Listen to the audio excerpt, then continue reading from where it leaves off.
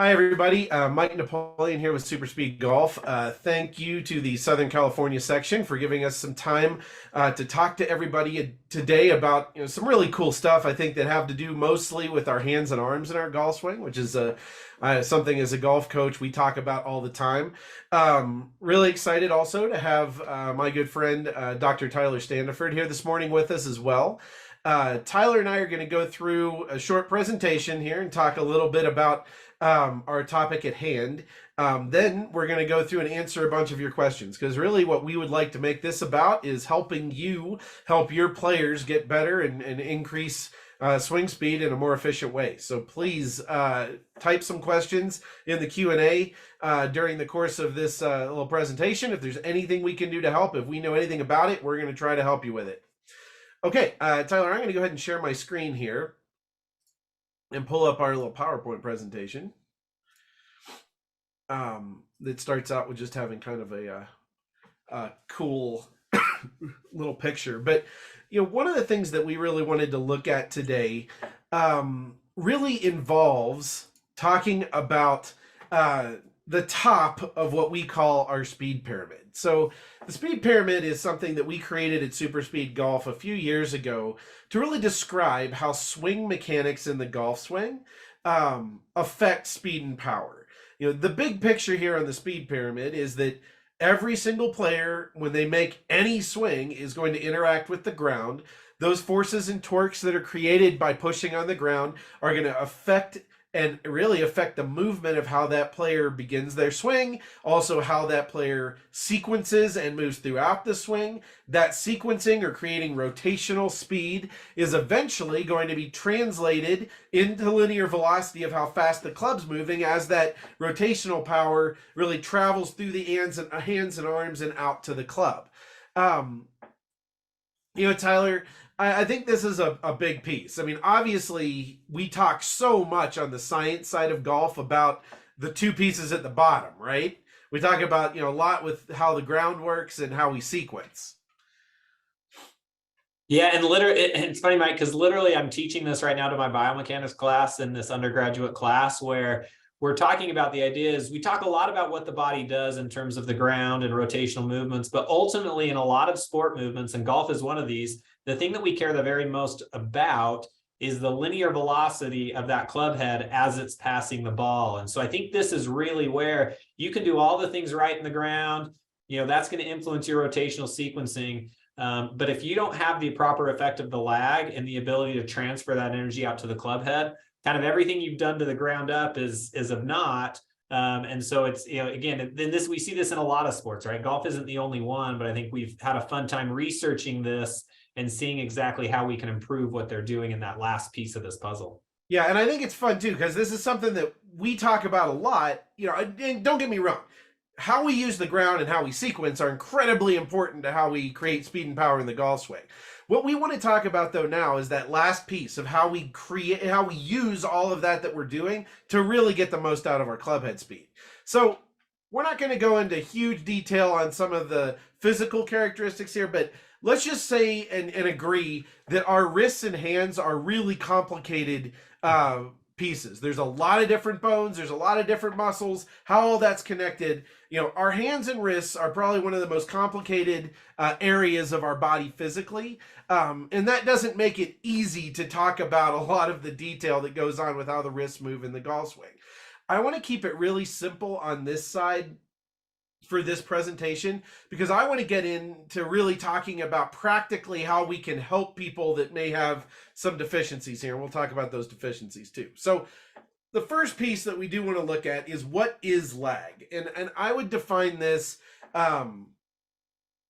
very specifically as the interaction between the player's forearm and the lead arm and the club, where the angle in those two segments decreases during the transition of the swing.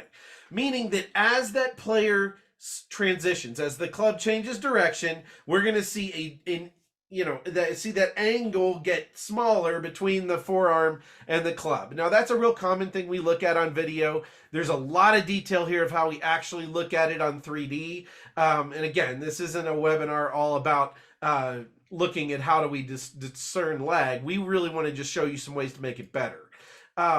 this is something we use a lot, which is a wrist 3D sensor that measures this and gives us actual specific data that we can measure as opposed to just looking at it on video. And the area I want to look at is right here. You can see this graph. That green line is measuring flexion and extension in the lead wrist. This is the point just before the top of the backswing, which is defined as the club changing direction. So as coaches, we know that's the point where the lower body is really starting to transition. And during that point of transition, we always see this little, well, I don't want to say always, because there's a lot of players that don't do this well. In high-level players, this is one of the most consistent things that we see as far as players who create good downswing loading or good lag. And that's right here at the top. We see that going down, or the wrist moving toward flexion. Now, again, that's a big deal when it comes to when it comes to looking at players and seeing, are they creating good motions? We can look at that on 3D and look at the efficiency of how they're using their wrists and arms. Again, really quick overview there on what is lag and kind of how we measure it and how we see it. What I want to talk about now, though, are some of the things that we've found at SuperSpeed Golf to be really effective for players to train this. The first one is what we call counterweighting. So that's something that we created in a training aid called our SuperSpeed C Club. That specific training aid uses a significant amount of counterweighting behind the player's hands. And that counterweighting, when we look at it in the swing, creates a little bit of distance behind the player's hand, and also, because there's some weight in there, creates an additional torque, which essentially makes it easier to create lag and also easier for that club to release down at the bottom. And again, this would be a way, without really affecting how the player's mechanics are working, to just make it easier for this to happen.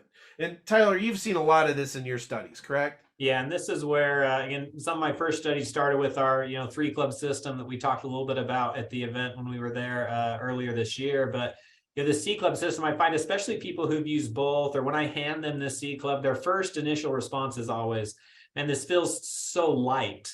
And in reality, it's the exact same mass, very similar mass to a driver.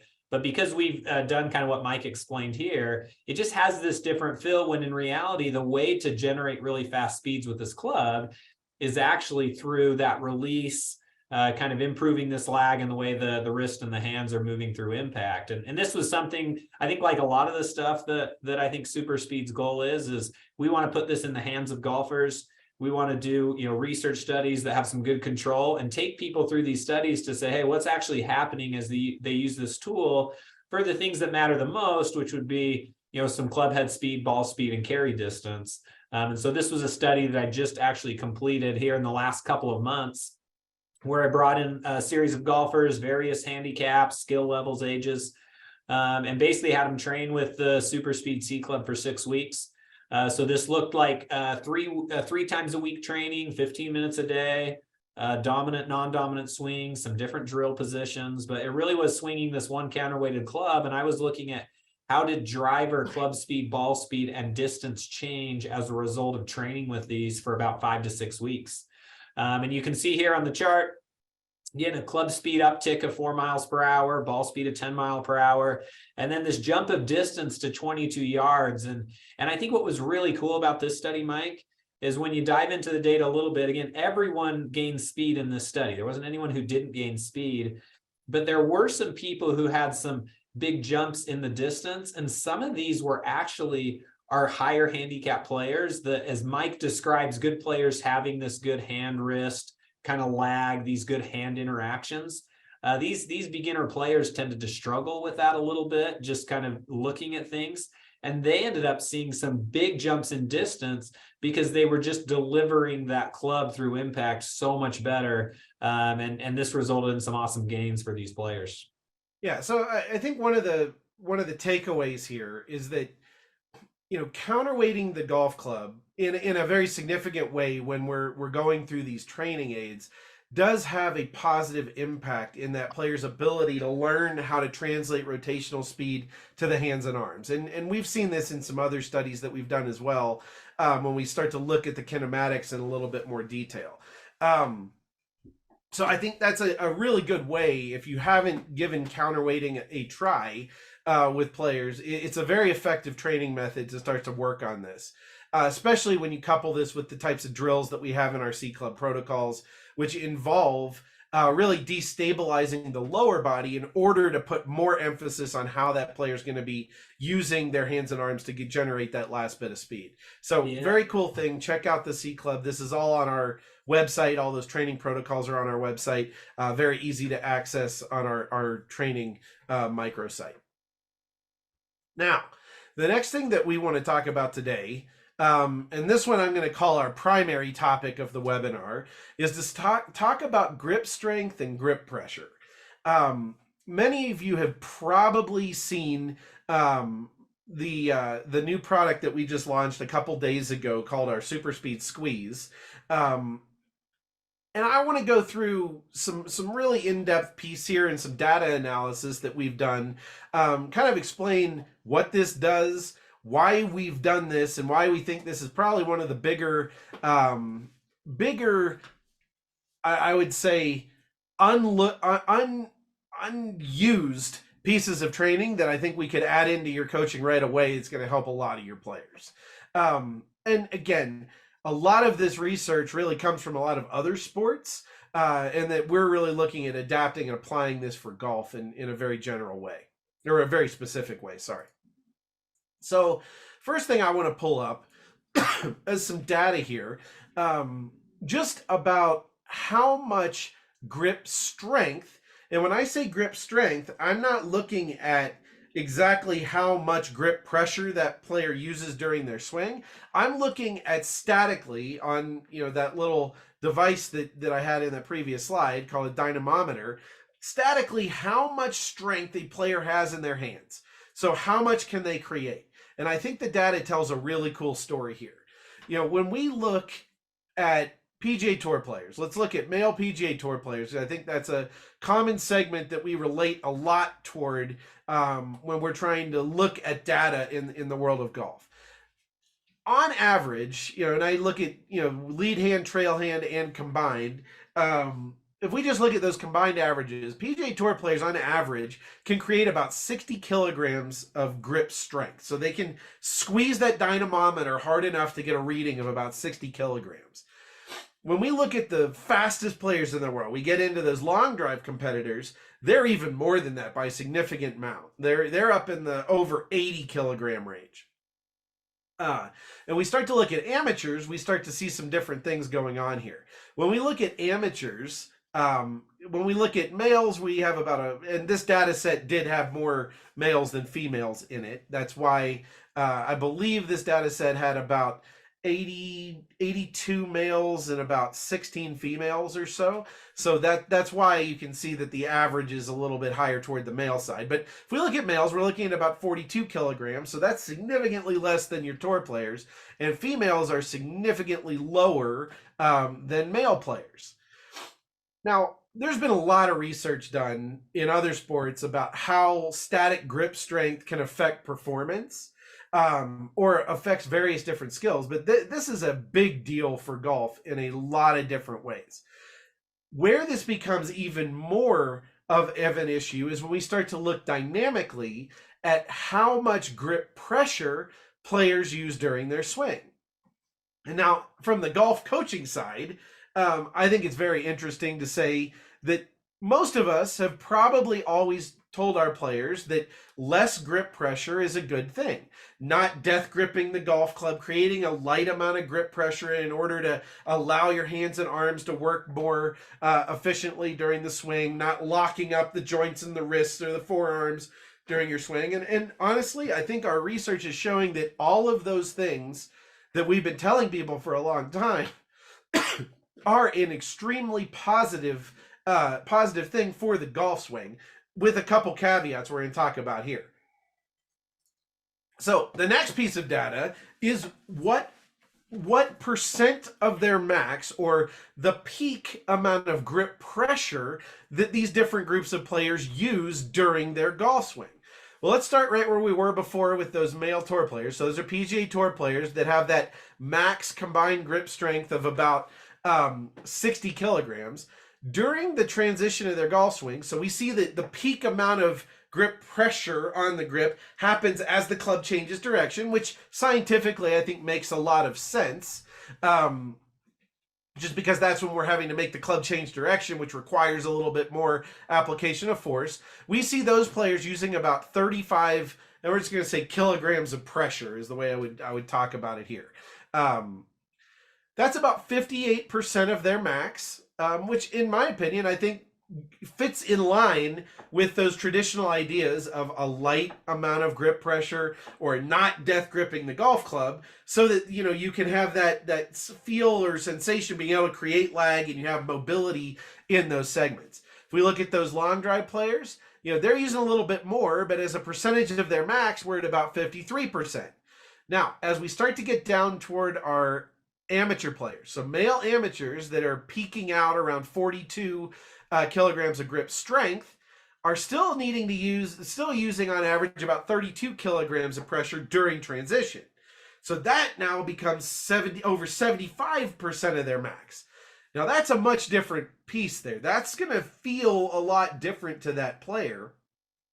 Tyler and I were actually recently at a coaching summit where he had a player who was actually a very high-level PGA professional, has played in the PGA Championship a number of times, done very well in the Club Pro Championships. He made a comment when we were doing this presentation. It's like he's always felt like he's had to grip the golf club with a ton of pressure. He's always felt like in his own game, he's been gripping the club much more strongly than that light grip pressure or like half of max or something like that.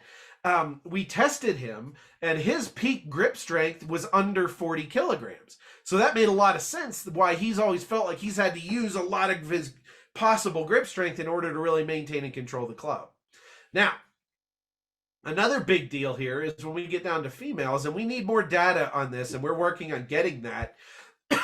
But female amateurs who have that max grip strength of only about 27 kilograms, we're really in a danger zone here as far as how much grip pressure that player is going to need to use during transition in order to still be able to create lag during the golf swing. Or, I think I'm going to say this not in a joking way, but having enough pressure on the grip to allow it to not fly out of their hands when they make a golf swing. And Tyler, looking at that scientifically, it is important. Like, we have to create a certain amount of pressure on the grip in order to, number one, hold on to the club, and number two, control the face. What are your thoughts there? Yeah, and I think, Mike, I think as we talk about this, I think sometimes we focus a lot on like the percentages and the raw numbers, and I think both of them fit together. I think when you describe golf coaching, and again, I've taken enough lessons and talked to enough golf coaches to know that idea of gripping things lightly and loosely is something that we talk a lot about. Well, the problem is there is an actual number that you need to produce in order to prevent a club from flying out of your hands. And the faster that club is moving in the circle, the more that club actually wants to leave the circle, right? That's what we would call tangential acceleration, meaning that club has this tendency to want to leave the circle. Well, how you counteract that in a golf swing is something we call centripetal acceleration. And that's that acceleration that wants to keep that club from flying out of your hands. And so if we're dealing with just percentages all the time, hey, grip it lightly, grip it loosely, the problem is we forget that to swing 100 miles per hour, you need to exert a certain amount of force on the golf club. And so if you have someone that their peak is 30 and you tell them to grip it lightly, they're going to do one of two things, where one, their mechanics are really going to break down. They're going to lose that lag we talked about. They're going to have some really terrible, wrist, club, face interactions through impact. Or the second thing, which is the thing I probably hate the most, Mike, is their brain's going to not allow them to swing as fast. And so they're just going to start swinging slower so that club doesn't fly out of their hands. And so again, there's sound science in this, in these biomechanical principles, but I always like to preach the idea of we need a raw, numbered value of grip strength or pressure applied during the swing. And we can't always be talking in percentages. Yeah, what I think is really interesting here as a golf coach is, and I hope this resonates with some of you out there as well. You've always had that player that has issues. Maybe they have issues hitting the ball out of the rough, or they have issues creating lag, or they have issues controlling the club face. And what I'm saying here that I think is really interesting is that if you're not testing how much grip strength that player could create, there are many times, and I would say that especially with amateur players, especially with women, this can be somewhat of an epidemic on the side of they can't create enough grip strength in order to do what we're asking them to do as coaches. And one of the things I've found in my own coaching throughout the years is that the worst thing I can possibly do as a coach is ask that player to do something that they're not capable of doing, because they feel dejected, like they're broken and they can't do what I'm asking, and they're going to try to find a way to do what I'm asking, and that's going to cause a bunch of other compensations or other issues that could branch into the swing, as Tyler described. The most common ones we see with players who lack physical grip strength is going to be lack of creating downswing, loading, or lag. So they just literally are going to early release or cast the club, because that's going to reduce the amount of pressure they've got to put on the club during transition in order to keep it in their hands and get it down to the ball. I think the next one is, and this is the one that we obviously feel very strongly about at SuperSpeed Golf, they're literally just going to swing the club slower, because the slower you swing the club, the less pressure you need to put on the grip during the swing. And those two alone, I would say, are really big deals. The other things that start to come in is those players where the club tends to shift or move during the swing. So you actually get, that's that player that gets their glove worn out in a couple areas because it's twisting during the swing or twisting right around impact. They have a very hard time getting through deeper rough. So a lot of different things can come of this. So the next piece that's important is, how do we train it? How are we going to try to start to help people do this? And that's kind of where we embarked on this quest a couple years ago, to figure out a way to start to work on solving what we think is a major epidemic affecting speed and power in the world of golf. So we started to look at a whole bunch of different research on how basically to increase grip strength. Because again, you can either make swing adjustments that don't require as much grip strength, but again, that's going to be lack of lag, lack of speed, or we figure out how to take their maximum grip strength and increase it. So the most traditional way to do this is to lift things that are really heavy. Now, that's not always feasible for every golfer, but grip strength is something that tends to be created as a side effect, if you will, of other training that you might do in the gym. So, and Tyler, can you talk about that a little bit? Yeah, again, and this is where, when you think of kind of traditional weightlifting stuff, and I'm thinking, not all of us are the world's strongman, but again, in a traditional weight setting, we might do things like, a deadlift or trap bar deadlifts, or things where you're holding weights. And what happens is, you are training the ability of those forearm muscles to contract around that grip, to hold it. And again, the heavier you get, the more you're going to train that. Now, what's interesting, Mike, again, because I come from a world of exercise science, what I see a lot of is that, one, people probably aren't doing a lot of that training to begin with in the gym. But if they are, I see a lot of information from strength coaches, which is, hey, when you're doing a heavy deadlift, I don't want the limiting factor to be your grip strength. And so now what's happened is we've provided things like straps to wrap around the bar and all these things to make it so that you can lift more with your legs that your hands can't handle. Well, the problem with that is, Mike, is we're honestly then adding this additional help to our grip strength. And so now when we're doing those things into a gym, we're not training grip strength like we maybe used to. And so I think it really necessitates this idea of really focusing on times where we're just focusing on grip strength and nothing else. Yeah, I think it's very interesting too that grip strength actually becomes a limiting factor for people training in the gym as well. So a lot of times when we're trying to do workouts to get stronger, this is something that is a major focus of those gym workouts, so that we can do a lot of the other exercises. Again, it's just something that I don't know that's been thought about as much in the world of golf, or at least tested and then specifically implemented. I can tell you that back at our academies, when I ran our academy business in Chicago, we tested grip strength with all of our players. This is where a lot of the data that we're showing you comes from. And I can tell you that 9 out of 10 of our players had some type of grip strength specific part of their workout. And for the ones that didn't, they were usually ones that had decent grip strength. And it wasn't a limiting factor with either things they're doing in their golf swing or things they were doing in their gym. Now, another piece that we find is a very effective way to start to work on this in the gym, and something we used to do with our players, is what we call fat grip training. And there's some really cool studies. There's an article on our website that I wrote about the super speed squeeze and grip strength training. We actually cite some specific research articles that Tyler helped me find, showing fat grip training as being one of the most effective ways to start to increase grip strength in the gym. So you'll find, generally speaking, that if you give somebody a deadlift bar or something with a fat grip around it, and you ask them to do it, they can't lift nearly as much weight because it takes a lot more work to grip on that fatter grip. So that becomes a training method to train all of those individual muscles in the fingers and wrists and forearms that are required to do this.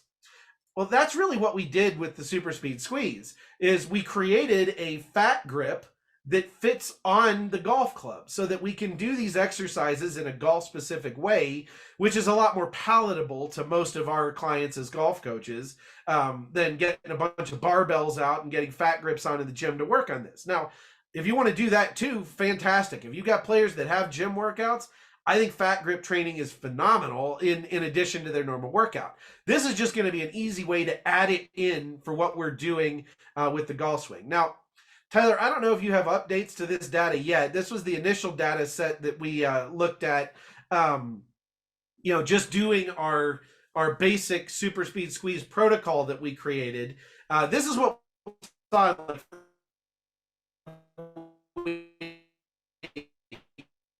right?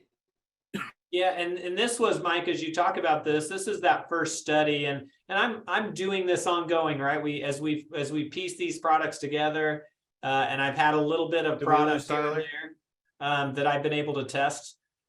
This has been something that I've been able to move at least a handful of golfers through, and moving more and more golfers through. But basically, what we found is that golfers tend to really enjoy exercises that tend to mirror that golf swing a little bit. And the other thing is, I think then that might transfer even better to what they're doing in a golf swing. So this was just a series of exercises that included some squeeze and holds, some quick on and off, some left and rights. And then every single workout ended with them actually swinging the club with this super speed squeeze on top of it. And what it actually gives them, as Mike described with the fat grips in the gym, it gives them a sensation of almost that the club's going to fly out of their hands a little bit, but it allows them to kind of interact with that a little bit more during the swing at those key points of the swing.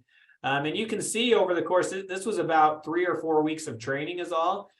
People were increasing grip strength by 5 or 6% as a result. And then, again, everything points to the idea that this is really going to influence driver swing speed.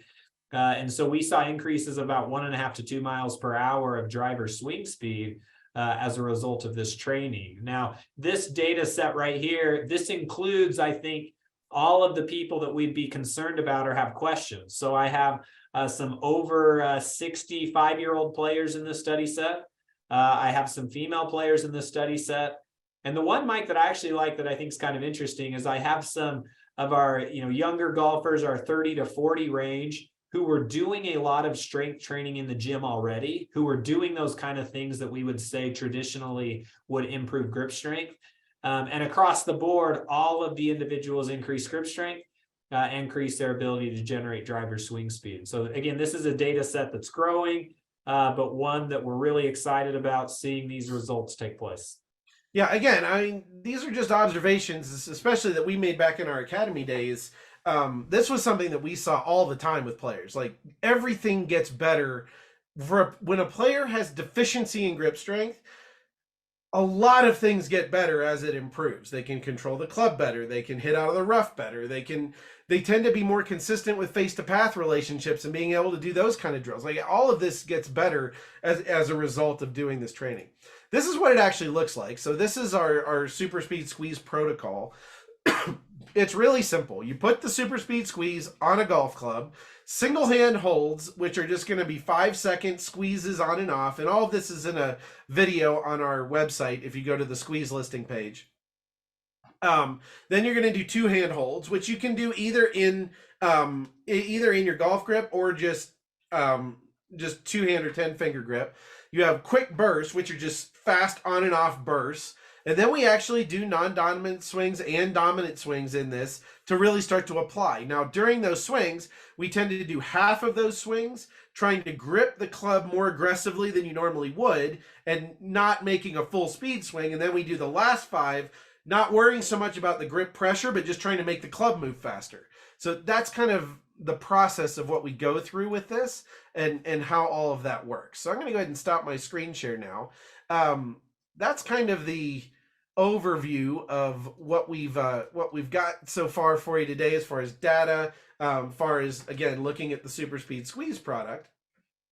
At this point, I'm really interested to hear from you. I mean, we have a lot of great teaching professionals in here. I'm curious to hear if you've seen this yourself, and if this is something you've trained, or if you have any questions. Either type some questions in our little Q&A pane, or if you want to just do the raise hand option at the bottom, I can also just allow you to talk, since we have kind of a small group here and we can just discuss it live. So anybody have a question? As people are kind of typing that in, Mike, I'll just kind of add something that, again, this is something that I've now really dove into in terms of previous research from other sports, which I think Mike has really talked really nicely about. And just even in the world of golf, right? One thing I really like to do is again, see what these tour players are doing, because whether we're working with them or we have players who have them as their models, I think, you really start to key in on some of the pictures and videos of these golfers, whether they're coming out of the rough or they're trying to blast a drive off the tee. And when you start looking at the way they're interacting with the club and the way they're utilizing their forearms and their grip strength, it doesn't look to me like they're holding this baby bird that they don't want to squish. To me, it looks like it's at times when they need that, they really want to strangle this baby bird. And I think you see that happen. And I think you kind of get that feedback from some players. And so, again, I think this is well researched in other sports. And we're excited to be adding to that research body in the world of golf as well. All right. No questions at all, huh? On anything dealing with grip strength, grip pressure? Everybody's a true believer, huh?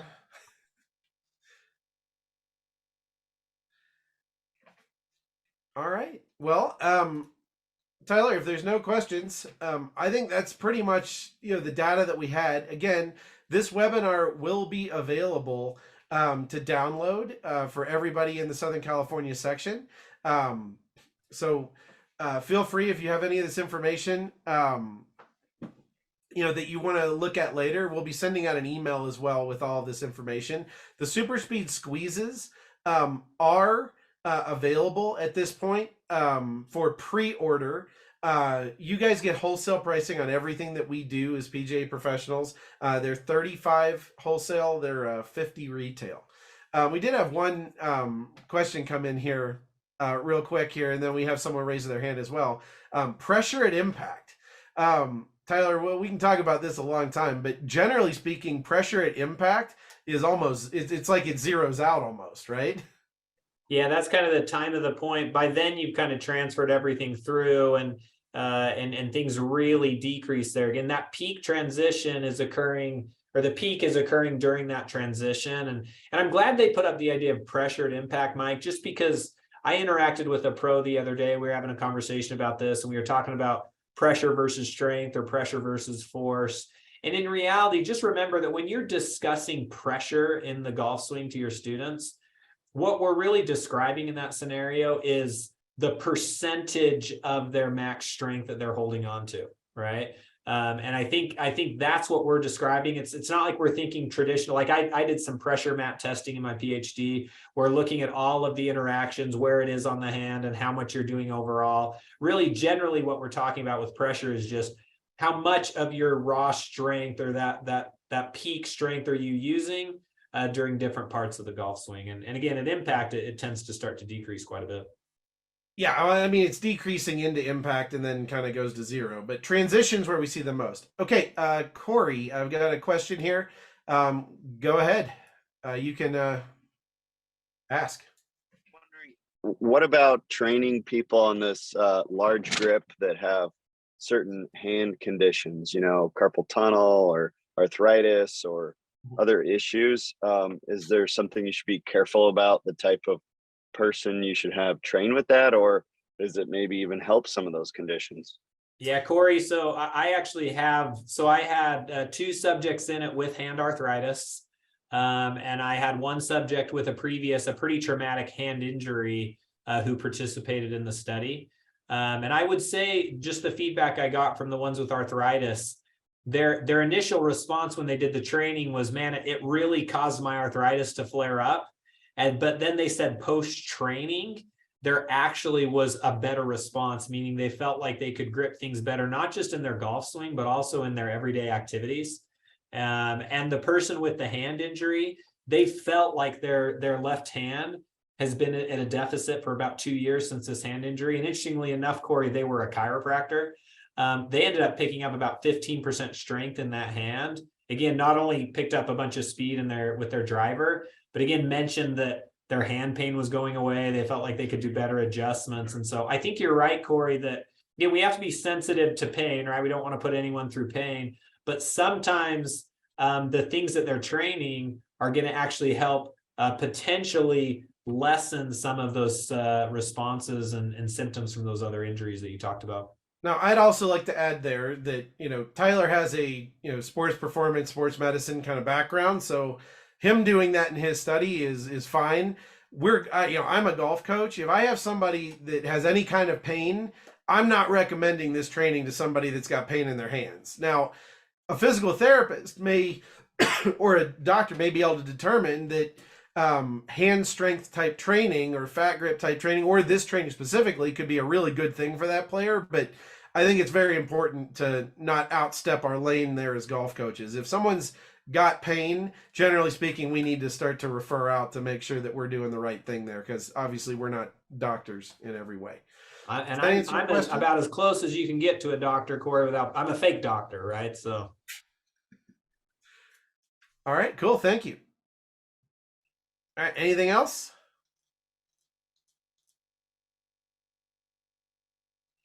Okay, guys. Well, I really appreciate your time this morning. Thank you very much for sitting in our webinar. We will have, like I said, this available to everybody by download, and we hope to see you guys again soon in another Southern California event. Thank you. Have a great day.